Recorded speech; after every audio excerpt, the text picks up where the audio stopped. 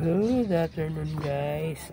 Ngayong tanghali na-check natin itong ating AFR, yung albino full red. Ayan po, nanganak na po siya. Kaya nakikita nyo.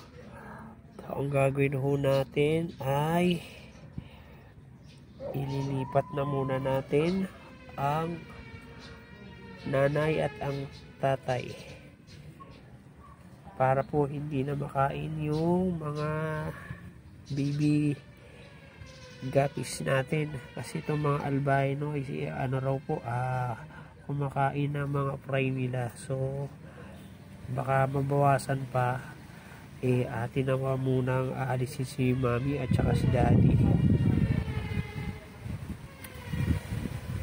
So simula nung nabili ko to, ayun, na po, bali halos 2 weeks lang simula nung nabili natin. Ayan, nagkaroon tayo. So swerte po natin, nabili po natin yan kay Hendrix Backyard. Ito po yung ating male na AFR. So lilipat muna natin siya ng lagayan para po din nila makain yung kanilang fry. At si mother din po, yung kanyang nanay po ay atin din po munang ihiwalay. Sakali po medyo malaki-laki pa po konti yung kanyang tiyan, pero kung maglaglag pa uli siya ng fry dito sa kabilang pinaglagyan natin, wala pong problema, kasi medyo mamonitor natin. At least kung sakali man, konti na lang naman po, wala pong diferensya. Ang ano lang natin ay itong mga nauna na fry. Sayang kasi medyo madami-dami rin. Parang lagpas 10 na po siya agad. Ayan po, kung nakikita nyo. So para mga 2, 4, 6, lagpas po mga 15 ata siya. Basta less than 20 pieces itong nakikita ko ngayon. Pero sana po madagdagan pa sila, kasi ako nakikita nyo medyo malaki-laki pa yung tiyan nung nanay. So natutuwa naman po ako kasi nadagdagan na kaagad yung ating guppies. So tumubo na kaagad tayo dito sa ating AFR. Sana po ay madagdagan pa sila. So balik na muna natin yung lotus na para at least meron silang pagtataguan ng ating mga baby fry na AFR. So ayan po.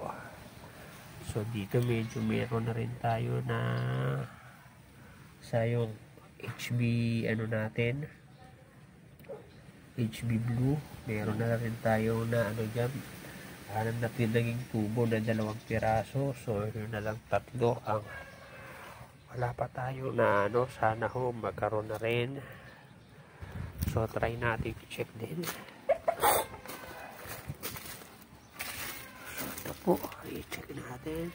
Parang wala pa naman. Asap lang. So ito medyo parang buntis na rin po yung tuxedo kayo natin. Tsaka doon sa panda po, buntis na po yung 2. Kung nakikita nyo po, kasi 4 to, 2 lalaki, 2 babae yung binigay sa atin ni Hendrix. So ayun po, kung nakikita nyo sila, kasi ayun buntis na po yung babae pareho, halos yung isa mas malaki. So aantayin natin yan pagka kailangan natin mag-abang ng marami-raming mineral water po. So ayun po, ayun na po yung ating pares na AFR. So maraming salamat po, Lord, at ay nagdagdagan ng ating alaga.